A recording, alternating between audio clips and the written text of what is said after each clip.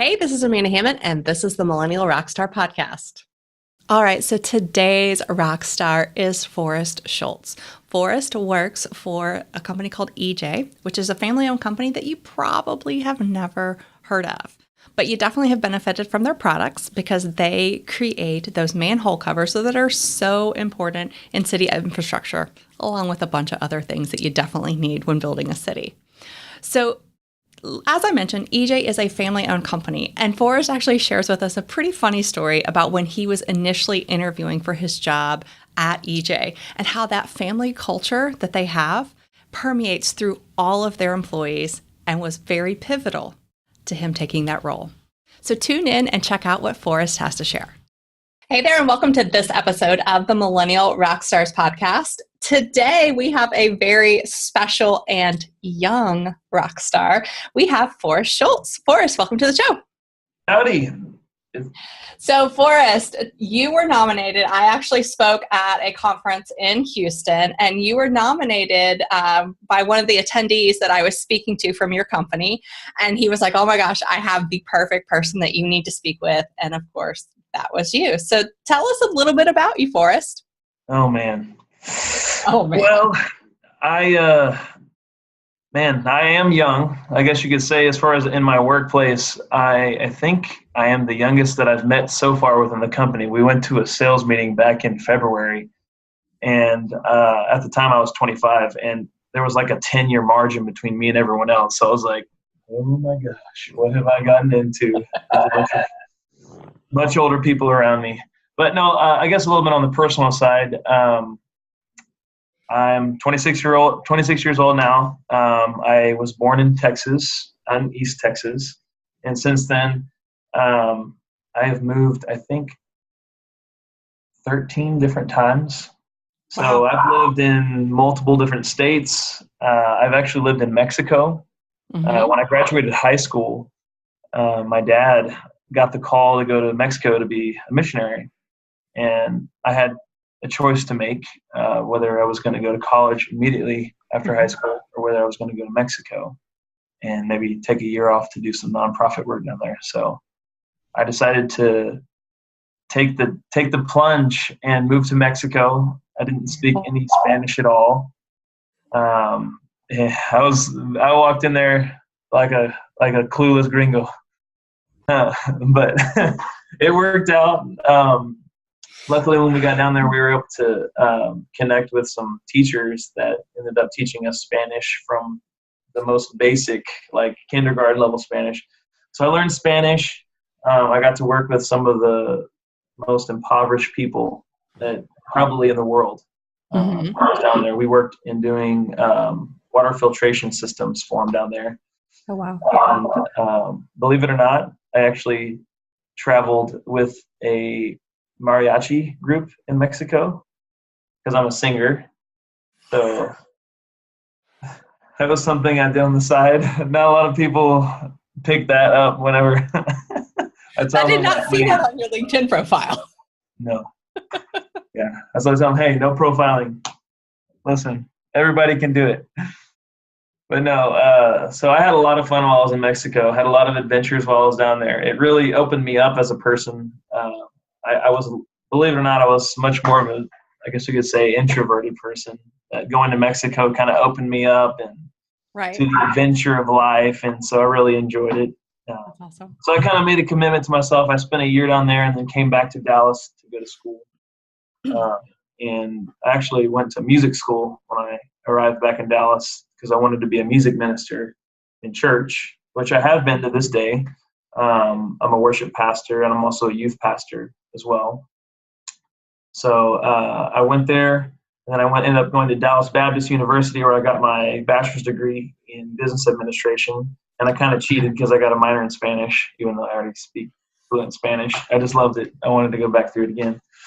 And I worked for Apple for 5 years while I was in school, which was awesome because they paid for my tuition. And I got to meet a lot of really cool musicians. The guy that actually produced the song that I wrote, which you should go check out. It's on iTunes and Spotify. It's called I Love You Back. What?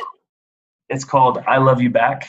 Okay. All right. We'll put a link to that in the show notes for you. Awesome. Thank you. I went down and I recorded it in Brazil, actually, in Portuguese. And I also have a version of it in Spanish as well. Well, aren't you just So, a surprise? oh man, it's been an adventure. It was fun. It was fun. It was a long process, but after I graduated school, I needed to find a job because music doesn't exactly pay the best, and it can. It Who can. knows? Someday I might break out and I don't know, become a singer full time. But for now, I got a job with a company called EJ. East Jordan Ironworks is the name of the company, and believe it or not, they've been in business for 135 years. Yes, they've been around for a little while. Yes, they know what they're doing. They've been around that long. That's one of the things that kind of attracted me to the company is that how in the world could it still be running and family owned after that long? They must be doing something right. So anyhow, so I came to work for this company, and presently I hold an outside sales representative role where I cover all the territory from Dallas, Fort Worth down to the Waco area out into New Mexico. So I get to see a lot of asphalt, a lot of adventures out there on the road, but I love what I do. That's awesome. That's me. That's me in a nutshell. For those of us in the audience that don't know what EJ does and sells, can you tell us a little bit about, just real quick, what they do or sell? Yeah. So Eastern Ironworks, initially, they started out in East Jordan, Michigan, and they build, or they cast like manhole rings and covers. And as time went on, they kind of developed into, they had a broader range of castings that they did. So they do valve boxes, valve box covers. They do fire hydrants and valves. So a lot of your infrastructure that you see that goes in before people come in and put houses in, we build a lot of that infrastructure that goes under it. So EJ actually went from being just an American company to they're now worldwide. So they're all over the world providing infrastructure.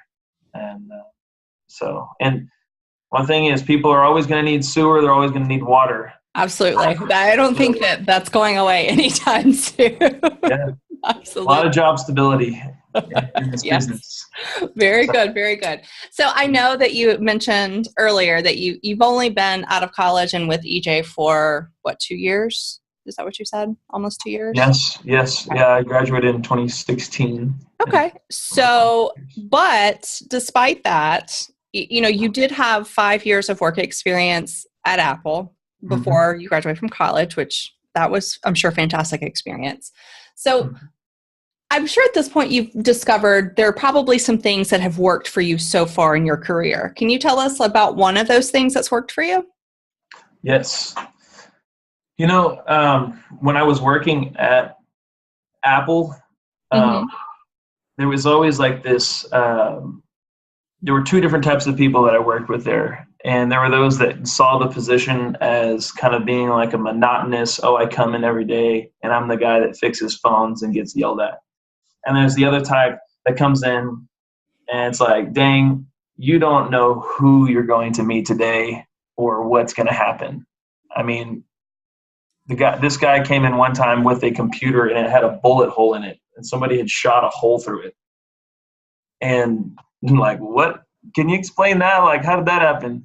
So I don't think that's under the warranty. No, it was not covered in the warranty.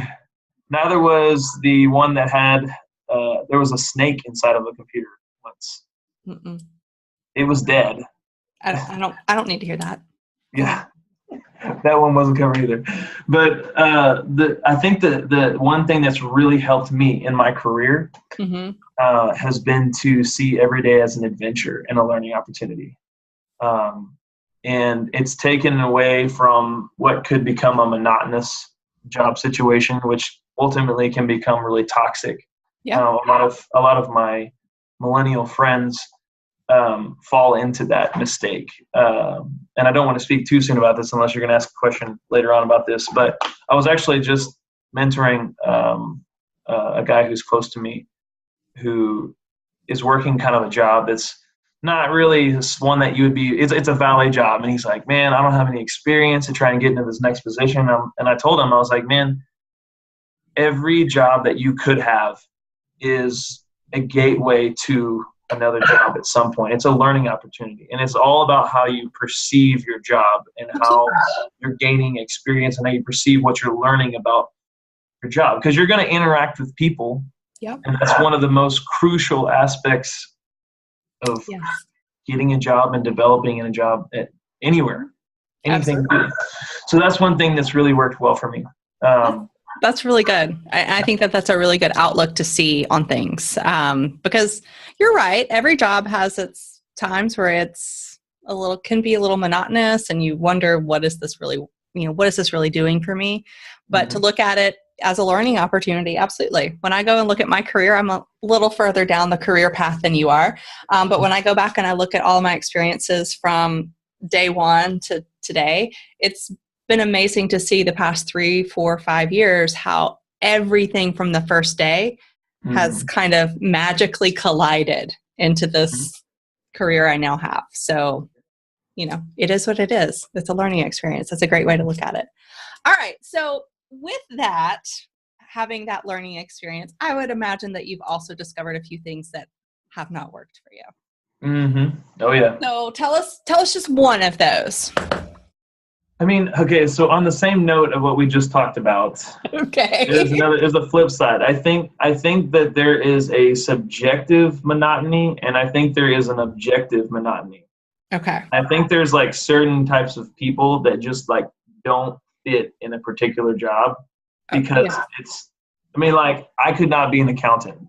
That's just, there's no way. And then nothing against accountants out there. Honestly, we need you guys. The world would not turn without accountants. But I could not be an accountant. Like, what makes me tick is being able to get up every morning and I get to go meet new people every day. Or I get to see people that I've known. I get to catch up on what's going on.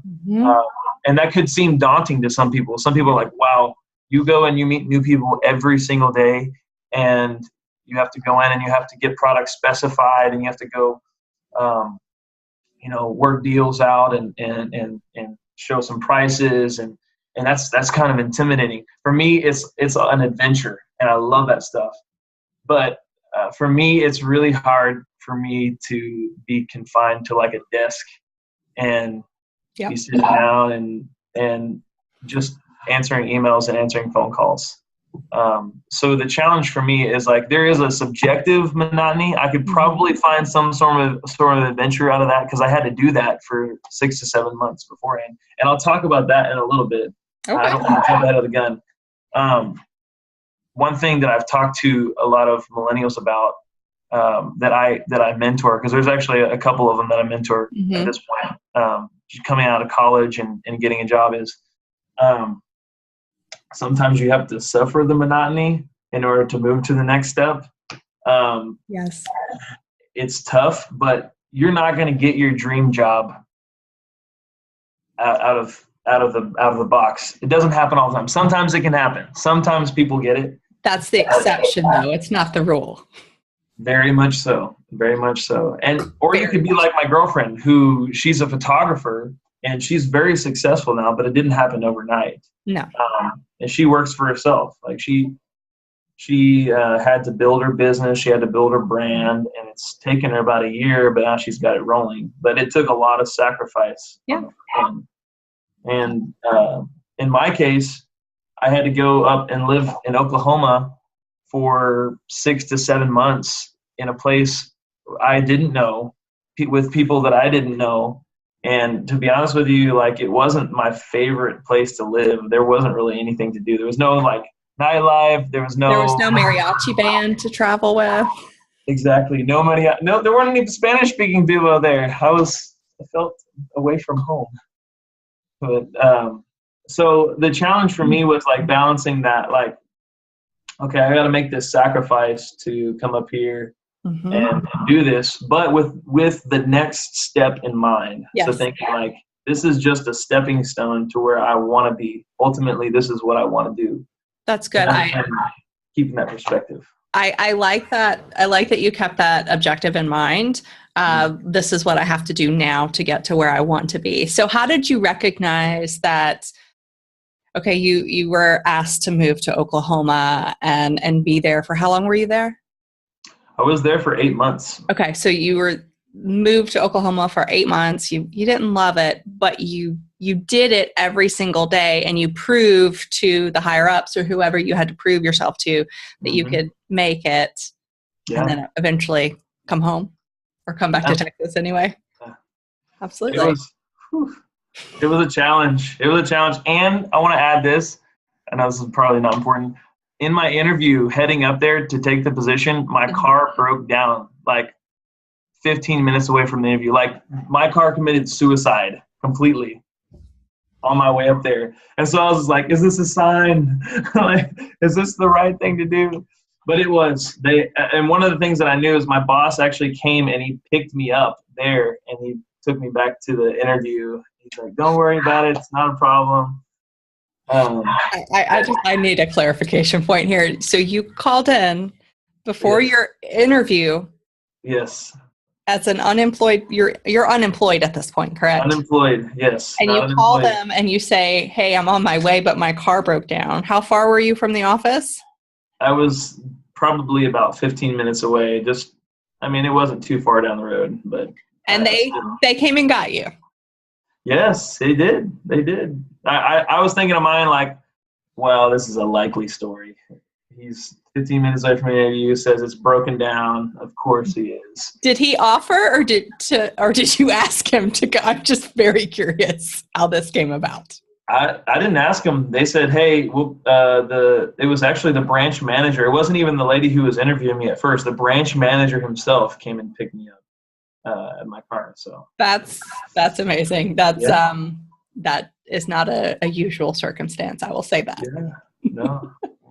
All right. So awesome. We talked a little bit about, you've encountered some stumbling blocks along the way beside your car. And you've managed to get through those stumbling blocks. Mm-hmm. But when you're thinking about Forrest, who had not worked really a day in his life yet, when you think about the ideas that you had in your head about the workplace, what a career was like, what the working world was like, how is that different from what you're facing now? Or how did those views change? Did you have any reality checks that were like, oh yeah, this is not what I was expecting? Mm-hmm. Tell us. I think my perception of my ability to be able to do the job that I have was not, I didn't have the level of confidence that I could do the job that I have now, that I can do the job now that I'm in it. Does that make sense? It does. Like beforehand, I kind of saw, this like the sales manager position would be really daunting. But rather, I think people, especially millennials, underestimate themselves substantially and the abilities that they have. And that kind of goes back to, I think, a perception of like your experience with people. Before I didn't see myself as a very social person. But you don't have to be a super extrovert or extremely social person to be successful necessarily. You just have to be. Here's a quote that I live by, and it's really influenced my work. Is and I don't know the name of the guy. You can maybe look it up later and you can reference it.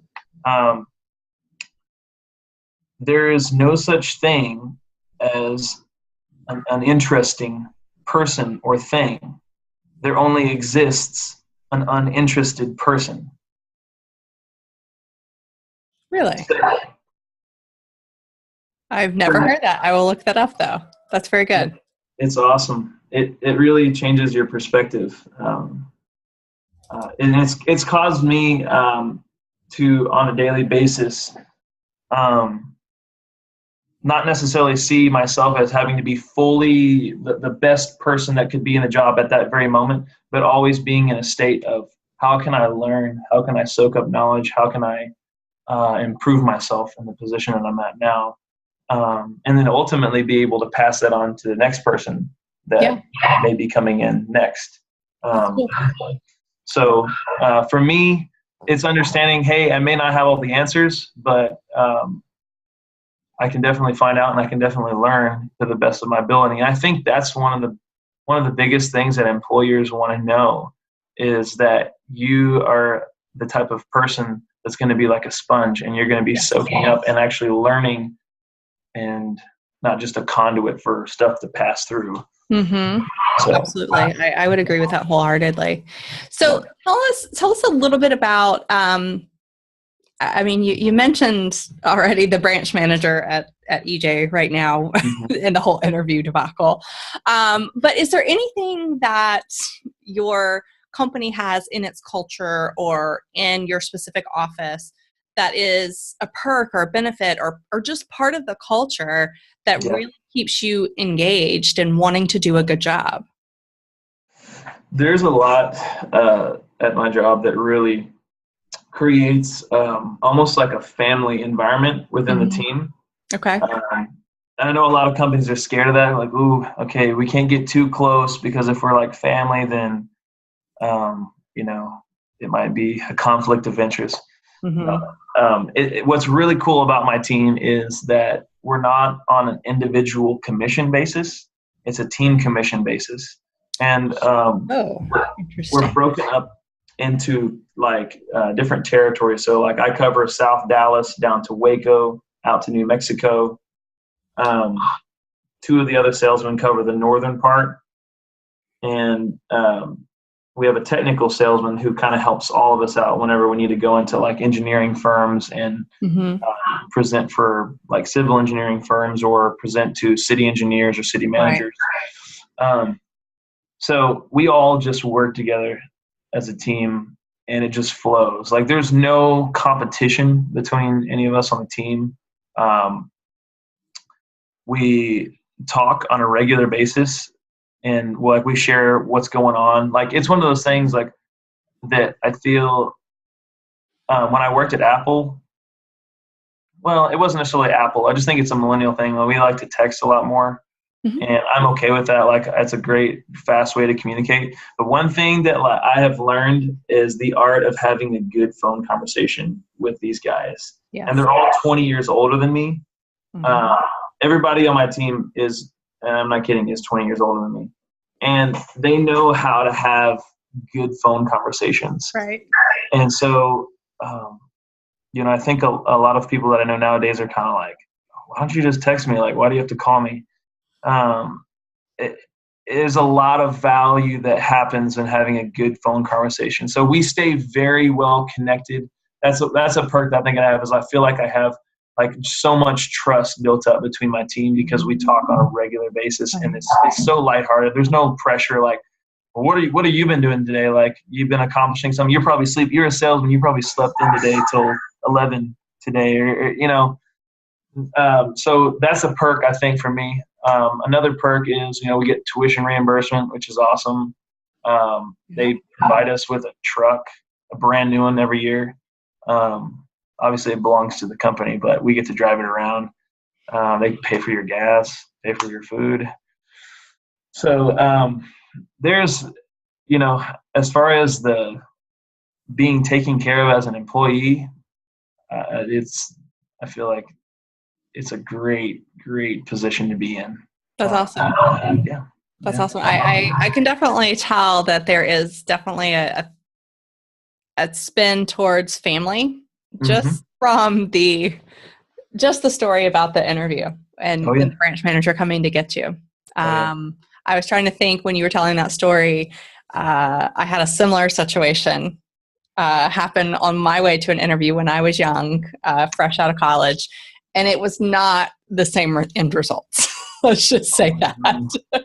Wow. So, I mean, that's, I mean, I called as well, but it was just like, all right, well, too bad. Sorry. Dang. They're lost, right? Absolutely. Absolutely. So it wasn't meant to be, but I think that that's a really good, and positive thing for you. And it seems like the older sales reps are also maybe pouring into you a little bit as far as like helping and teaching and guiding, because they obviously probably have a little bit more sales experience than you do. Oh, and wealth. I mean, some of these guys have been in sales. And just to put some of this into perspective for you, when I say a wealth of knowledge, some of these guys have been working in the same position when I say same position, so that we're working for the company for 30 years, 40 years. Yeah. And that's longer than I've been alive. So yes, it is. Yes, it is. Oh man, I tell them all the time, I'm like, man, I was not born yet whenever you started working. All right, don't rub it in now. Come on.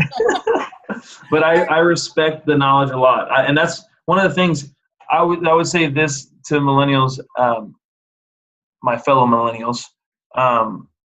Whenever you get into a position, don't expect them to always have everything laid out for you. Because like I came from Apple, where I was a spoiled kid. Apple literally has the best training programs in the world. Like, they will train you so well to do what you need to do. Yep. And that's not to say EJ didn't necessarily do that. EJ just does it differently. Yeah. And when I came into the position, this is hilarious. So when I came into the inside sales position, I walked in and I was so excited. It was like my first day of work. And the sales office manager said, "Well, there's your desk." And I was like, "That's my desk. Okay. Like, what do I do?" And she's like, "Well, you pick up the phone when people call and you write quotes." It wasn't that bland. Like, she helped me, but I kind of felt that way when I first got there. It was like, where's my, like when I got to Apple, they took us away from the store to this nice hotel, and they had this like very skilled trainer who came in and he did shadowing and reverse shadowing, and they taught us all these like steps of service, and it was very well polished. And so I got to EJ, and I was like, man, I'm gonna have to put together just a list of questions and figure out from the people around me what I need to accomplish, and I need to set goals, because I thought to myself, this is no like high school job. Like, this is a big boy job, so I'm gonna have to step up to the plate and probably ask some questions to get trained on how to do this position. So that's exactly what I did, and what I realized was, like, the team around me was like super ready to jump in and give me help and advise me and give advice. And that's how I learned so much. Oh my goodness. So here I am now. That's great. That's good to know. Yeah. Good to learn. Yeah. Okay. So tell us a little bit about this. When you were looking to get your job at EJ, what was it that made you stand out? What was it that made them willing to drive 15 minutes to pick you up when your car broke down before the interview? Oh, man. I think that, that I do speak Spanish, and there is a large customer base that they have, an increasing customer base that needs a Spanish speaker. So that was one thing that really stood out, was I'm very multicultural. I can relate to a lot of people. I've been in multiple different countries. And so they really like the fact that I get along very easily with a very broad range of people. It's just something that comes naturally. And that kind of stemmed from being at Apple as well. When I worked at Apple. Yeah. I helped the president of Mexico, the ex-president of Mexico once, Felipe Calderón. Really? I was like, why are you here without bigger security detail? But I was glad to help him out myself. But anyhow, I was exposed to a lot of different types of people. And another thing that really stood out that they liked at the position I was at, that I was able to handle escalated situations. Apple actually trains their employees very in-depth. It's like deep psychological stuff. I can say that now that I don't work for them.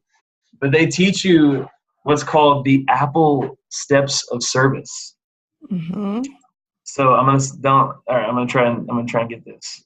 So It's approach with a warm welcome. That's the A. Probe, which is like ask questions. Position a solution. Listen, and end with a fond farewell. So that was the sales side that I learned, which kind of like just like literally ingrained this sales process into me. But they had another one that was the 3 A's, which is acknowledge, align, and assure. So if you have an angry customer that comes and they're like, "Oh, my phone," they throw it down, and you say, "Well, yep, that's a broke phone. That looks really bad. Man, I hate to see that your phone broke." And they say, "Yes, and I had these pictures of my wedding that my brother filmed with my iPhone." In the back of your mind, you're probably thinking, why did you film your wedding with your iPhone and not save this stuff? And But so, you don't say that. no, you don't. That's part of the training. You align with the customer. Man, that iPhone needs to be fixed. We gotta figure out everything we can do. So that's part of the assure. You assure them. So I think that one of the things that my boss was reassured of was the fact that I had a really extensive history of dealing with really escalated situations and repairing. Kind of my deal at Apple was I was repairing relationships with customers and turning them from demoters into promoters of the company. So there's just kind of a mindset that I had whenever dealing with the company's customers. So that was attractive to them. And the fact that I graduated with a business administration degree with a focus on marketing was also, I feel like it was attractive to them, though not as important as the other things. Right. Absolutely.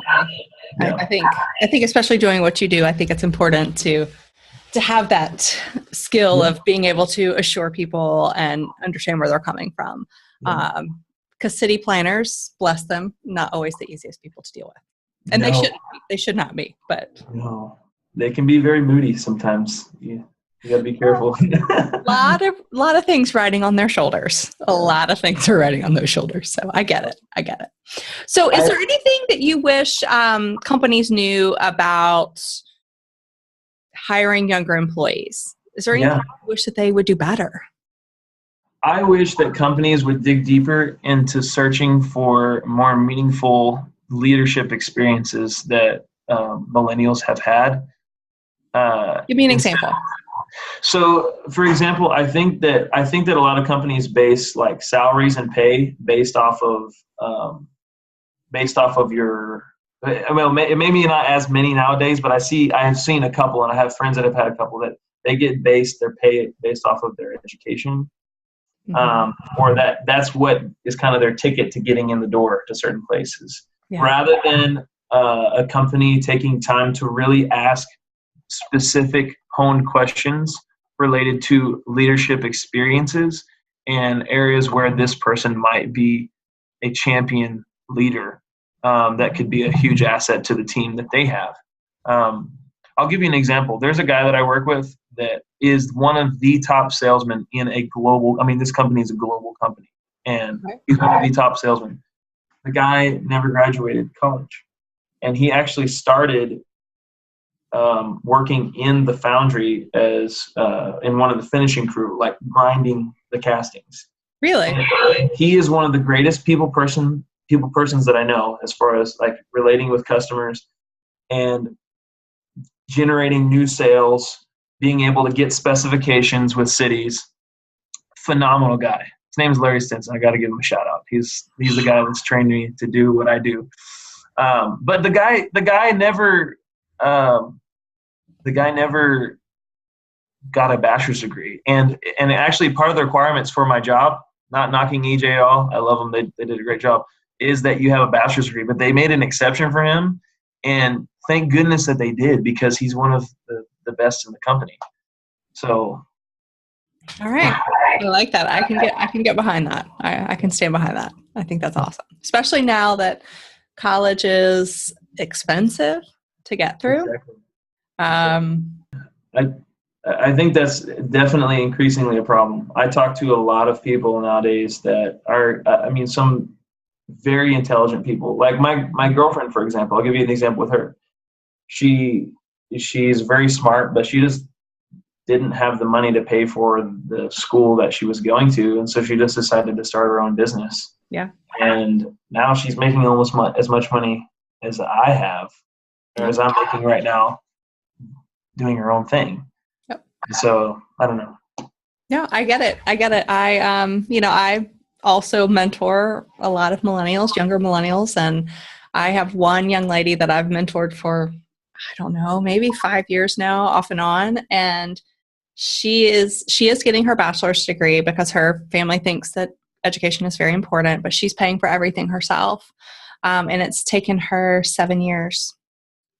She works full-time and goes to school full-time, but she's taken no loans, no nothing. She's paid every penny. So, that's a lot. That's a lot. So anyway, all right. Well, Forrest, this has been fantastic. And I think that we've learned a lot of really interesting things, not just about you, but about Apple and about EJ and their family philosophy on the workplace, which is that's really kind of cool. It's very cool, actually. But thank you so much for being on the show. Is it okay if anybody from our audience wants to reach out to you on LinkedIn? Certainly, yeah. Feel free to reach out if you have any questions, or you have any questions about EJ, or you just need advice. I'm here. You're here? All right, cool. So I'm going to include a link to your LinkedIn profile in the show notes, but I will also include a link to your song, I Love You Back, on iTunes and Spotify. I'll include that as well. But again, thank you so much for being on the show, and thank you for tuning in. Awesome. Thanks so much for joining us for this episode of the Millennial Rockstar Podcast. If you are looking for even more information on millennials and some free resources, visit my website at amandahammett.com. The link is below. It's amandahammett.com. There you can download a free millennial employee engagement guide that will give you all kinds of tips and tricks on how to keep those millennials engaged on a day-to-day basis. Because we all know that millennials who are happy at work are more productive at work.